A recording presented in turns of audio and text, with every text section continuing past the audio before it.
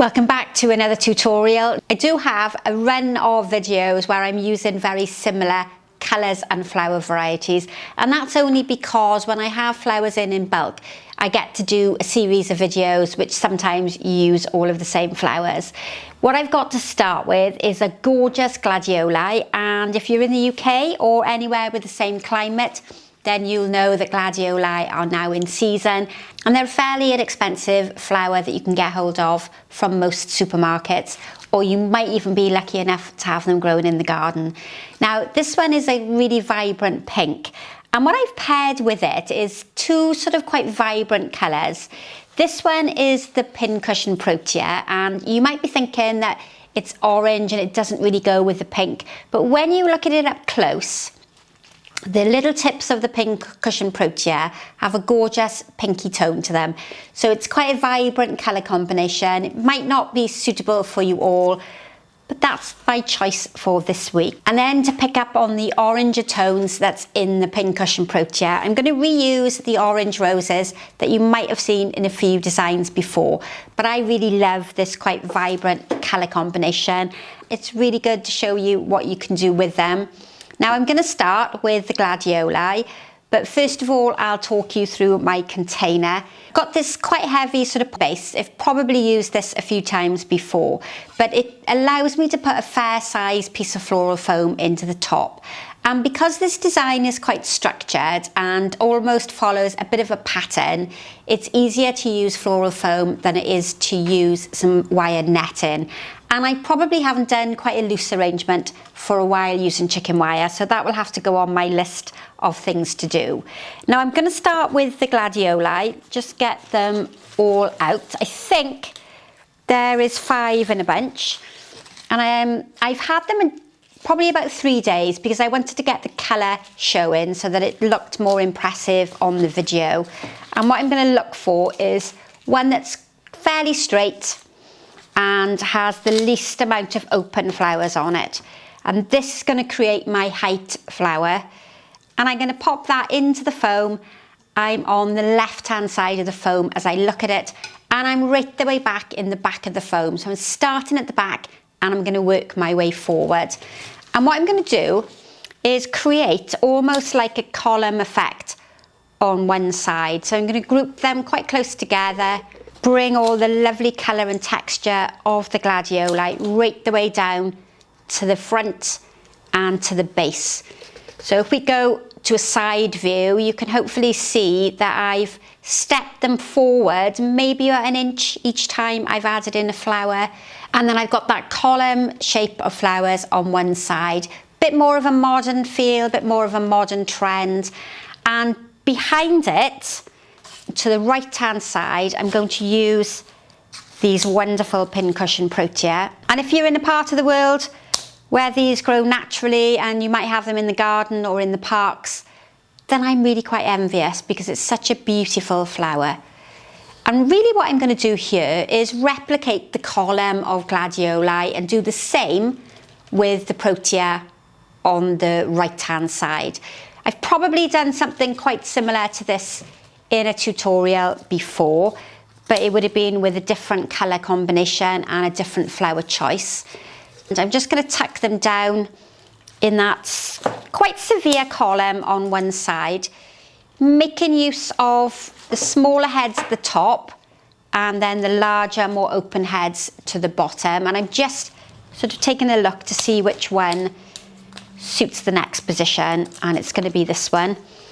I've made sure that there's no leaves on the bottom there when I insert it into the foam, and I've got 3 so far, and I think that's probably going to be enough. I've got 5 altogether, but I'm thinking that the 3 is adequate for today's design. What I am going to do with the remaining 2 Gladioli is almost use them towards the back. Now, quite often we would cover the back of our foam with foliage, maybe a ribbon bow or some moss, but because I have these 2 fairly open Gladioli left, I can pop them in take them right down low in the foam, and straight away we've covered all of the foam that's at the back. And remember, it's really important to always cover your floral foam so that the water doesn't evaporate, and then it will leave your flowers without any water. Now, the obvious gap to put the remaining flowers in is going to be on this side, but before I do that, I'm going to add some greenery in on one side of the arrangement first, and for that I'm going to use 2 of the Fatsia, and I'm not going to place them on either side of the arrangement. I'm going to place them in a bit of a group together to give me a bit of width in the arrangement, different colour, different texture, and give me a nice contrast against the very fussy head of the Pincushion Protea. So that's introduced a little bit of an asymmetrical element, but what I'm going to do now on this side is bring in almost some manipulated foliage. You'll probably all recognise this from the garden. This is Broom or Genista, and it's quite messy and untidy to go in the style of arrangement that I've got today. So what I'm going to do here is I'm just going to move this to one side. I'm going to use some of the bullion wire. So this is a very pale rosy pink colour, and I'm going to wrap this up the length of the stem.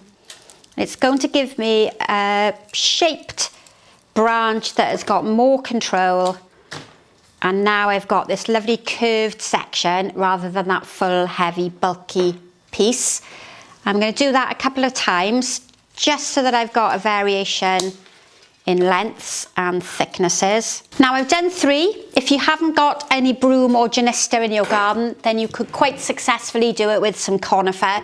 You just need a foliage that's leaves will pull in tightly for you to be able to wrap the wire around. And what I'm going to do is curve them so that they're coming up on the opposite side of the design to my large Fatsia leaves, and it's going to open up some space, give me a little bit of interest in movement, give me a counterbalance to the Fatsia on the opposite side. And I'm just going to loop them in between each other so we get some casual lines. I think that's working quite well. Now I've done 3, but I don't know if I need to use all 3, or I think I'm going to go quite tall. So I'm going to straighten it up slightly and then place it in, so we're giving the design a little bit more height. I thought maybe it was going to be too untidy, but I think that works quite well. So lovely bit of enclosed space in amongst these big loops, and it counterbalances those really big fat leaves on that one side. And now right at the base, I'm going to put some variegated Fatshedera. And if you're not familiar with these, this is a mixture or a cross between the Fatsia and the ordinary ivy leaf that you get in the garden. And this is going to help almost give me like a surface or a base to sit my roses on top. I can grow this quite successfully in my garden, and you can cut it back and it keeps on growing and keeps on growing. Now that group or that band of leaves there on the one side can give me a little contrasted base so I can sit my roses on top. And I am using the short roses that we've used in a previous arrangement, but it gives a really lovely colour link between the oranges that are in the Protea. I quite like the colour orange and pink together. I think it gives you a really good contrast. Just spin it round there. So far we've got a little group of 4, but I'm going to keep going, probably with another 2, maybe another 3, but with some quite simple elements. I think we've ended up with a really striking arrangement. Now, because I went quite wide on one side with the manipulated Broom, I'm now thinking that I'm going to add in 2 more of the Proteas on this side here, just to visually balance it off. So fortunately I have 2 left, and at this time I'm going to extend them out a little bit more to give me a wider floral design. Right, let's just pop that one in, and I'm going to lower down this one so there's not quite such a big gap between those ones there, but I think that works really well. This will sit really nicely on a reception desk or a side table. I'm just going to open them up slightly so we've got a bit more space between them. Now that I've adjusted the placement of my Protea, I think the design works a little bit better. And I've nearly forgotten that I need to add in my green trailing Amaranthus. And this is going to work really nicely over the side of the container alongside those orange roses. And I'm going to group this together. I'm not going to dot it all throughout the front because it's going to look a bit artificial.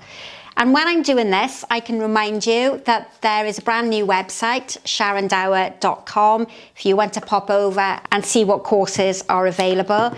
If you don't already know, I run lots of online courses and they are now accessible through the new website. There are roughly 7 or 8 courses that run from £295 as a standalone course, or you can subscribe to the channel for £49 a month and you have access to all courses for as long as your subscription is valid. If you want any one-to-one tuition, then we do that online as well via Zoom. And don't forget, there's that Facebook group, Sharon's Innovations Group, where you can join me and share photos of designs that you make. So we've got one more of the Amaranthus. This is going to pop in right underneath those orange roses. I think that's a really fabulous tropical design, and I've really loved doing that one because I like those bright tropical flowers. As ever, thank you very much for watching. Don't forget to subscribe to the channel. It's really important to help other people find us. Hit that notification bell if you want to be informed every time I upload a new tutorial, and I'll see you very soon for another video tutorial. So thanks for watching and goodbye for now.